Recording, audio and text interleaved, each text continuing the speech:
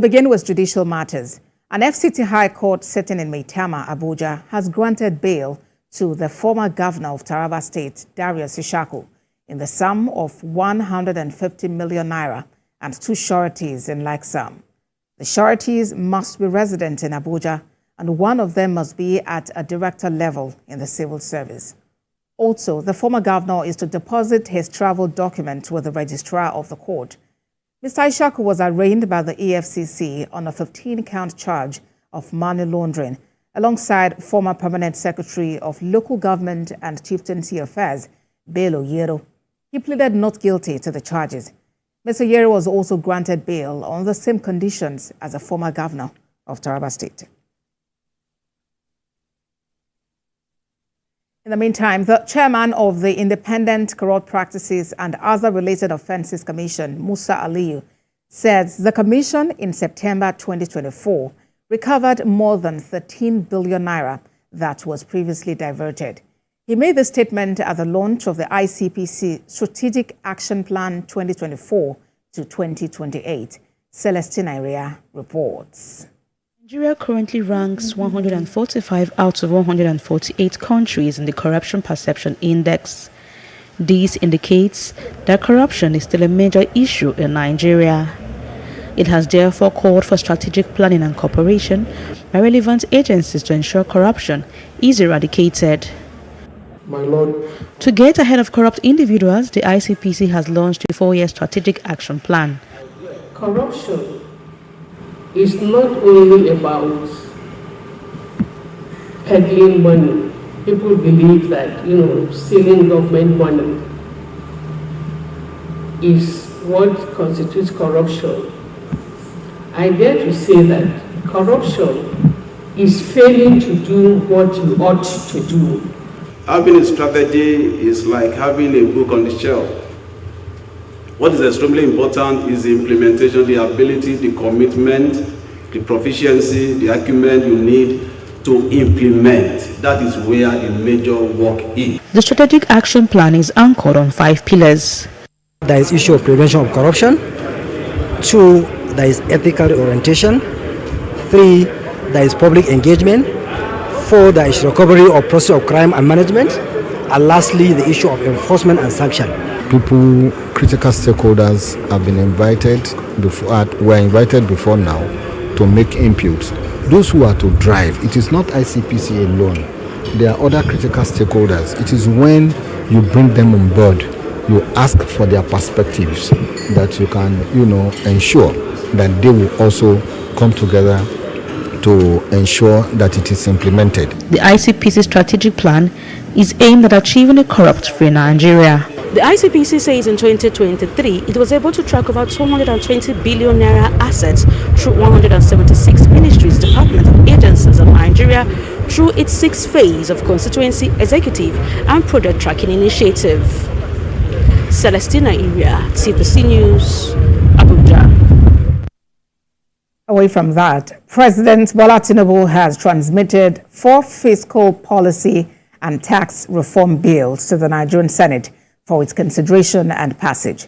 The fiscal policy and tax reform bills by the Federal Inland Revenue Service for consideration include the Nigeria Tax Bill, the Nigeria Tax Administration Bill, the Nigeria Revenue Service Establishment Bill, and the Joint Revenue Board Establishment Bill. The proposed tax reform bills are contained in a letter addressed to the President of the Senate and read on the floor of the Upper Legislative Chamber at Thursday's plenary session. The Nigeria Tax Bill seeks to provide a consolidated fiscal framework for taxation in Nigeria, while the Nigeria Tax Administration Bill seeks to provide a clear and concise legal framework for the fair, consistent, and efficient administration of all the tax laws to facilitate ease of tax compliance, reduce tax disputes, and optimize revenue. The proposed bills have now been referred to the Senate Committee on Finance for further legislative action. The committee has been given 5 weeks to refer back to the Senate with its report. To electoral matters, the Rivers State House of Assembly, led by Speaker Martin Amewule, has passed a resolution calling for suspension of the local government election citing a federal high court judgment. The lawmakers during plenary in Port Harcourt accused the state government and Electoral Commission of substantial non-compliance with the guidelines for the election. Some of the contentious issues include a dispute over notice of the poll and release of the voter register. The House agreed to transmit its resolution to RSIEC via a strong worded letter, and that failure to comply will be deemed as an act of gross misconduct. Earlier, the People's Democratic Party in Rivers State staged a protest at the headquarters of the Department of State Services and the Nigeria Police in Port Harcourt, kicking against the conduct of Saturday's election. The party, which has since decided to boycott the election, insists that Rivers State Independent Electoral Commission must obey a federal high court judgment, halting the exercise.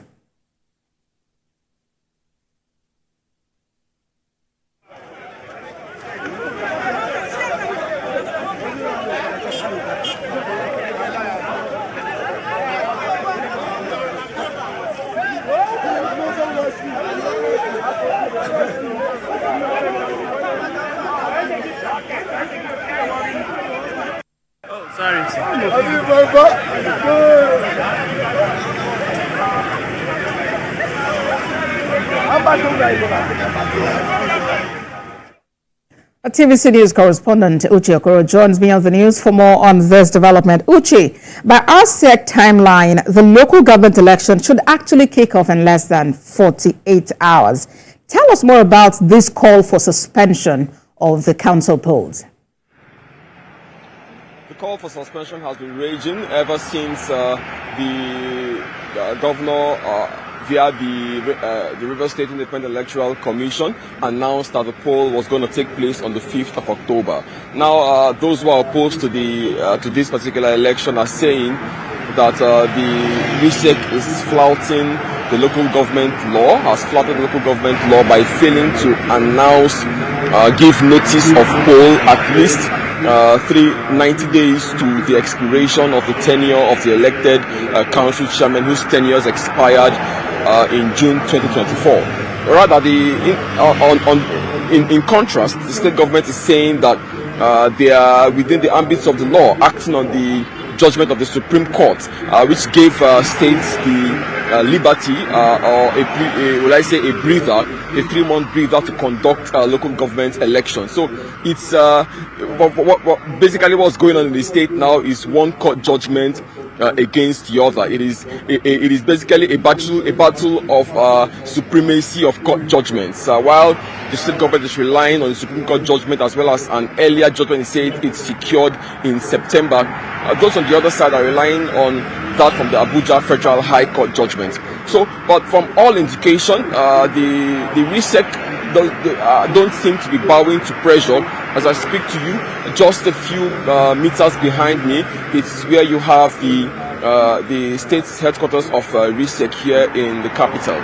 From all indications, the commission is going ahead to conduct the October 5 election. As I speak to you, in just a few hours, they will begin to issue accreditation tags to journalists and other persons who will be on essential duty, providing coverage and observing that election. So from all indications, they don't seem to be backing down. The governor has also declared, as you know, today is a public holiday. Tomorrow as well is a public holiday. Our governor said people should use this opportunity to travel to their various destinations to participate in Saturday's election. Security agencies also seem to be divided as at this point, not knowing, we do not know as at this time what direction the security agencies will go as regards implementing the court judgment. But in terms of speaking directly to the court judgments, you also know that INEC yesterday in the state has said that they are pitching their tent with the Federal High Court judgment and that they have not released the voter register to RSIEC. Even though they acknowledge that the State Electoral Commission has applied, but according to INEC, those processes and procedures haven't been finalized. So as at this point, they haven't officially released the voter register to RSIEC. But then again, that's where we are. The state, this local government election has divided, has further widened the crack that has been existing between the two political families here in Rivers State.